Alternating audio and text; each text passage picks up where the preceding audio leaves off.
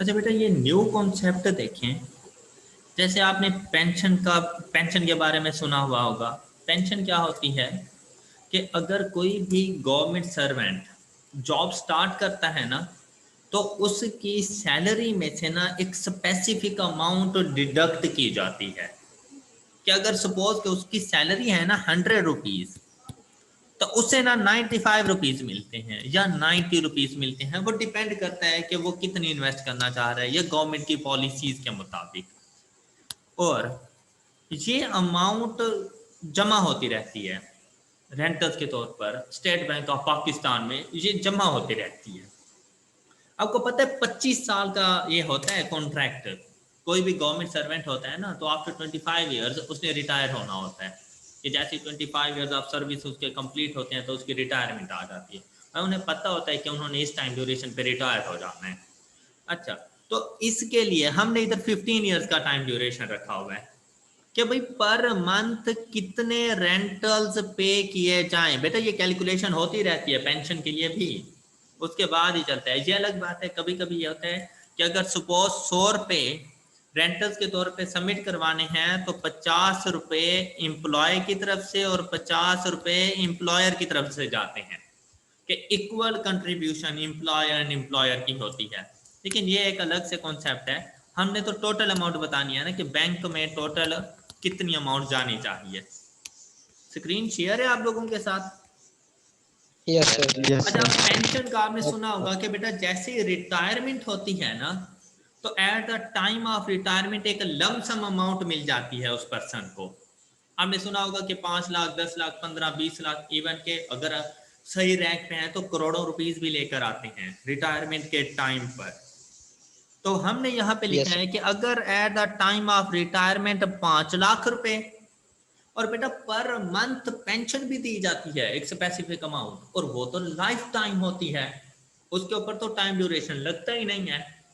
और अगर time duration नहीं लगता, तो वहां पर हम लोग एन्युटी तो लगाएंगे नहीं। क्या लगाएंगे फिर हम लोग? परपेचुटी। परपेचुटी। शाबाश। तो बेटा यहाँ पर ये 6,000 rupees per month for infinity time duration उसको पे करना है।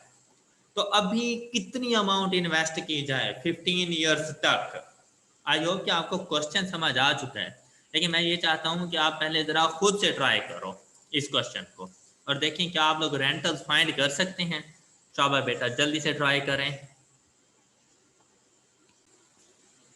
तो बेटा इस क्वेश्चन में एट द एंड आपने जो रेंटल सबमिट करवानी है ना, वो 15 ईयर्स तक करवानी है। तो 15 ईयर्स तक के रेंटल्स फाइंड करने के लिए आपको ये पता होना चाहिए कि 15 ईयर्स के टाइम पर आपके अकाउंट में पैसे कितने होने चाहिए। तो 5 लाख तो कंफर्म है ना, जो आपको उसी टाइम पे चाहिए। 5 लाख तो होना ही चाहिए।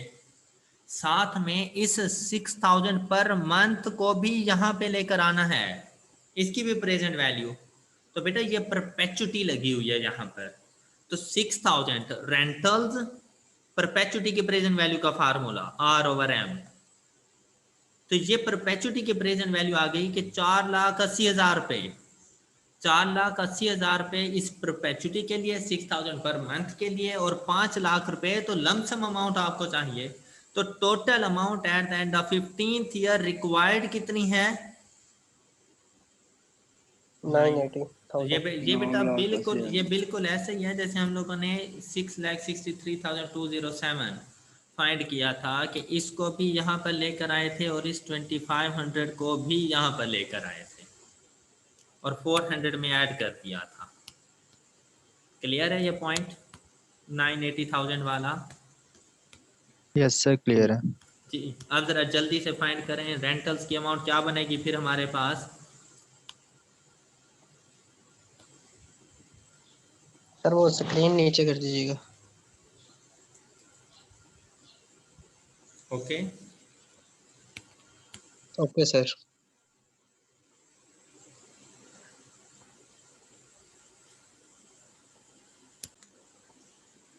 तो बेटा आपके पास रेंटल्स की अमाउंट आ जाती है 1962। कि अगर आप लोग 1962 rupees per month for the next 15 years तक अपने अकाउंट में डिपॉजिट करवाते रहें, तो at zero the point and zero of one कहाँ से आ रहा है? तो at the end of 15th year 5 lakh rupees आप विड्रॉ कर सकते हैं एंड इन्फिनिटी टाइम ड्यूरेशन तक 6,000 रुपीज पर मंथ भी ले सकते हैं। और ये 0.01 बेटा यहाँ से आया 12% कंपाउंडिंग मंथली, तो 0.12 ओवर 12 आर ओवर एम, तो पीरियोडिक रेट 1% बनता है।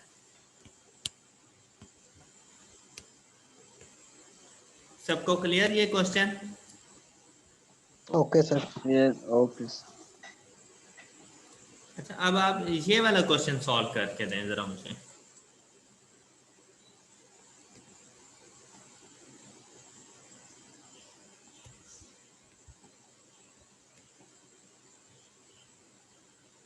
सर कौन सा? ये शो हो गया? Okay sir. ये यस सर। क्वेश्चन जरा सोच समझ के देख कर क्वेश्चन को सॉल्व करना है आपने, मिस्टेक नहीं करनी। ये क्वेश्चन हमारा कुछ इस तरह से था कि आपसे पूछा गया कि इन 10 इयर्स के रेंटल्स की अमाउंट क्या होनी चाहिए, इन्वेस्टमेंट कितनी करनी चाहिए कि after 10 years rupees 3,000 rupees per month आप रिसीव कर सकें, और वो आपने up to infinity time duration तक रिसीव करना है। फर्स्ट 10 इयर्स पर जो आपने इन्वेस्टमेंट करनी है वहां पर रेट ऑफ इंटरेस्ट है 10% कंपाउंडिंग क्वार्टरली। अब यहाँ पर ये 10% कंपाउंडिंग क्वार्टरली और रेंटल्स पर मंथ हैं, तो इक्विवेलेंट रेट फाइंड करूंगा इसके लिए। फिर हम लोग देखें 3,000 पर मंथ और rate of interest 1% per month, compounding monthly नहीं, पर मंथ। तो ये पीरियोडिक रेट गिवन है हमारे पास, और पीरियोडिक रेट का फार्मूला हमारे पास क्या होता है, R P is equal to R over M. R तो ओवर एम। ये पीरियोडिक रेट है, नॉमिनल रेट नहीं है। अगर पीरियोडिक रेट को नॉमिनल रेट में कन्वर्ट करना हो तो R P multiplied by M किया जाता है, मतलब ये basically 12% per annum compounding monthly, ये इसका नॉमिनल रेट बनता है। तो यहाँ पर हमें कन्वर्जन की ज़रूरत नहीं है, क्योंकि रेट ऑफ जो रेंटल्स हैं वो पर मंथ और रेट भी पीरियोडिक रेट पर मंथ है। तो हम लोग जब divided by R over M करते हैं तो बेसिकली पीरियोडिक रेट ही यूज करते हैं। तो इस क्वेश्चन में डायरेक्ट पीरियोडिक रेट ही गिवन था। तो हम इस 3,000 को कन्वर्ट करेंगे यहाँ पर, तो इसकी प्रेजेंट वैल्यू फाइंड करेंगे। इन्फिनिटी टाइम ड्यूरेशन के लिए है तो परपेचुटी का फार्मूला लगेगा। तो हमने ये परपेचुटी का फार्मूला लगाया, तो 3 लाख रुपए अगर eight the end of 10th year हो तब जाके हमारी ये रिक्वायरमेंट्स पूरी हो सकती हैं।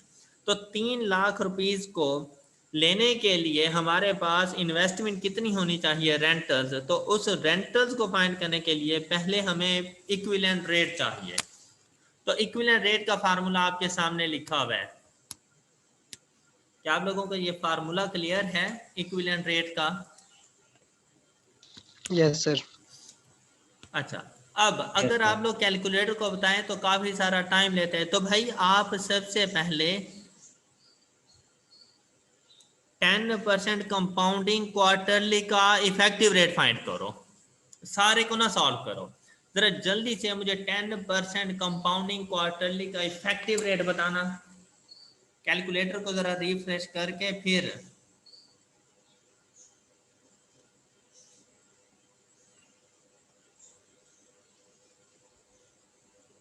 इफेक्टिव रेट फाइंड करना है इसका। तो इफेक्टिव रेट के लिए 10.38%। इसके साथ -1 लगता रहता है इफेक्टिव रेट फाइंड करने के लिए। तो 10% कंपाउंडिंग क्वार्टरली का इफेक्टिव रेट वो हमारे पास आ जाता है 0.1038। इसको is yes equal sir. To कर दें 1 plus R over 12 raise to power 12। अब अगर इस तरह से बताएंगे ना तो आपको आंसर ज्यादा जल्दी मिल जाएगा। यस सर, ऐसे सॉल्व हुआ है, दूसरा नहीं हुआ।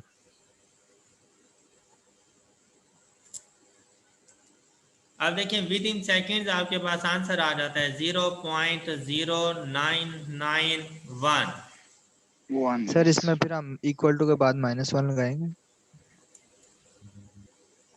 हाँ जी, हाँ जी, इसके बाद इसमें इक्वल टू के बाद -1 लगेगा। इफेक्टिव रेट का फार्मूला है ना, तो वो ओके -1 सर। जरूर लग, तभी तो जाके 0 पॉइंट, मतलब ऐसे समझ लें जैसे आपको अब इफेक्टिव रेट दे दिया और आपने नॉमिनल रेट फाइंड करना है, तो विद इन सेकेंड्स आंसर आता है 0.0991। ओके फ्रीदुल्ला, तो एग्जाम में बैठे हुए हम लोग इस तरह की कैलकुलेशन को ऐसे सॉल्व करेंगे, मैं थोड़ा सा स्मार्ट वर्क किया जाता है। जी जी जमशेद, आप कुछ पूछ रहे थे? अच्छा, तो यहाँ से आर की वैल्यू फाइंड कर ली हमने, तो वो हमारे पास आ गई 1473। जी बच्चों, सबको क्लियर हो गया ये क्वेश्चन? किसी की तरफ से कोई क्वेश्चन वगैरह हो? सर, वो जैसे आंसर में जब हमने दोबारा कंटिन्यू किया था तो 0.0991 आ गया था। हाँ, तो फिर तो फिर भी ऑप्शन सर ऊपर कंटिन्यू, तो हमें कैसे पता चलेगा ये अब इनकी बेटा वैल्यू आ वो गई? फिर तो कंटिन्यू नहीं था मेरे ख्याल से। सर मेरा फिर भी कंटिन्यू आया था, आंसर आ गया था सर। नहीं, तुम तो कैलकुलेटर वाली बात ही ना करो ना बेटा, फिर कंटिन्यू नहीं आता, फिर एग्जैक्ट आंसर आ रहा होता है सर जीरो इसने अभी पॉइंट जीरो अफ्तारी भी नाइन करवाई। नाइन वन हाँ, मैं ये रमजान शरीफ खत्म हो जाना है, ये शैतान को अफ्तारी करवाएगा, है ना? सर आज इरादा।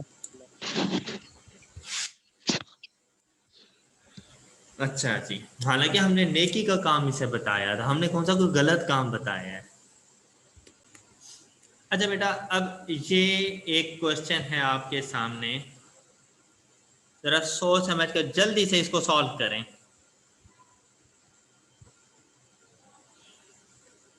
अब आपका ज्यादा टाइम नहीं लगना चाहिए इसके ऊपर, ये लें। इसीलिए डिफिकल्ट कॉन्सेप्ट मैंने पहले दे दिया था, और ये उसके ऐसे समझ लें जैसे पार्ट्स हैं उस कॉन्सेप्ट के। तो जल्दी से बेटा जरा इसको सॉल्व करें। सर साउंड अब थोड़ी सी डिस्टॉर्ट हुई है अब आपकी। जी हमजा क्या कहा है? तो मैंने कहा आवाज थोड़ी सी कटी है आपकी पीछे से। अच्छा, अच्छा, अभी आपने क्या बताया? मैंने सिर्फ इतना कहा है कि हमने जो कॉन्सेप्ट लिया था ना, वो एक डिफिकल्ट क्वेश्चन का कॉन्सेप्ट हमने ले लिया था। ये जो क्वेश्चन हम लोगों ने डिस्कस किया था, जो आपकी स्क्रीन पे शो हो रहे हैं ना, जो पहला पहला यस क्वेश्चन सर। हम लोगों ने डिस्कस किया था, इसका कॉन्सेप्ट मैंने आपको सारा डिलीवर कर दिया। उसके बाद जो मैं आपको क्वेश्चन समझा रहा हूँ ना, वो इस क्वेश्चन के छोटे छोटे पार्ट्स हैं। हैवी वाला क्वेश्चन हमने बहुत अच्छे तरीके से कर दिया। अब यहाँ पर एक क्वेश्चन आया है जिसके ऊपर ये ब्लैक सा बॉक्स मैंने बनाया है, इस क्वेश्चन को हमने सॉल्व करना है। और इस क्वेश्चन में सिर्फ ये है कि भाई अगर आप 5000 rupees per quarter rentals for the next 10 years at a rate of 3% पर क्वार्टर इन्वेस्ट करते रहो, तो 10 साल के बाद कितने रेंटल्स पर मंथ विदड्रॉ कर सकते हो अगर rate of interest 10% compounding monthly हो? अब बेटा यहाँ पर देखें तो आपको ये वाले रेंटल्स गिवन नहीं है, तो आप कभी भी यहाँ से इधर नहीं मूव कर सकते, यूं नहीं आ सकते आप। लेकिन अब आप क्या करेंगे, अब इन रेंटल्स को फाइंड करने के लिए या तो ये वाली वैल्यू हो eight the end of 20th year, या फिर ये रेंटल जहां से स्टार्ट हो रहे हैं ये वाली वैल्यू हो। भाई अगर ये eight the end of 20th year वाली वैल्यू होती है तो इन रेंटल्स की फ्यूचर वैल्यू बन सकती, जो कि पॉसिबल नहीं है, हम नहीं फाइंड कर सकते। लेकिन अगर इन रेंटल्स के स्टार्ट की वैल्यू यहां पर आए eight the end of 10th year, ये वैल्यू मिल जाए तो हम ये रेंटल्स फाइंड कर सकते हैं, और ये वैल्यू पॉसिबल है। कैसे पॉसिबल है कि इससे पहले वाले जो रेंटल्स हैं उनको यहाँ पे मूव करा दो, मतलब इनकी फ्यूचर वैल्यू नेक्स्ट रेंटल्स की प्रेजेंट वैल्यू बन जाएगी। Got it? तो बेटा 5000 यस पर क्वार्टर के जो आपके रेंटल्स हैं फॉर द नेक्स्ट 10 इयर्स, इनकी फ्यूचर वैल्यू फाइंड करो जो कि नेक्स्ट रेंटल्स की प्रेजेंट वैल्यू बन जाएगी। जरा जल्दी से मुझे फाइंड करके दें, with in 1 minute question solve हो जाएंगे। तो बेटा इसके लिए Yes, sir. ये जो 5000 रुपीज पर क्वार्टर आपके रेंटल्स हैं, और यहाँ पर जो रेट गिवन है वो पीरियोडिक रेट गिवन है, पर क्वार्टर रेट गिवन है, पर एनम रेट नहीं है। तो ये per quarter rate as it is use करना था, पीरियोडिक रेट। इन 5000 की फ्यूचर वैल्यू फाइंड करते हैं 10th ईयर पे, वो है 377006। मतलब इन रेंटल्स पर आपके अकाउंट में eight the end of 10th year ये वाली वैल्यू होगी 3,77,006 रुपीज। तो ये अमाउंट आपके नेक्स्ट रेंटल्स की प्रेजेंट वैल्यू बन जाएगी, और उससे जो रेंटल्स आप फाइंड करेंगे वो हमारे पास आते हैं 4982, कि आप लोग नेक्स्ट 10 इयर्स के लिए at a rate of 10% compounding monthly 4982 rupees withdraw कर सकते हैं। डन? Yes, sir.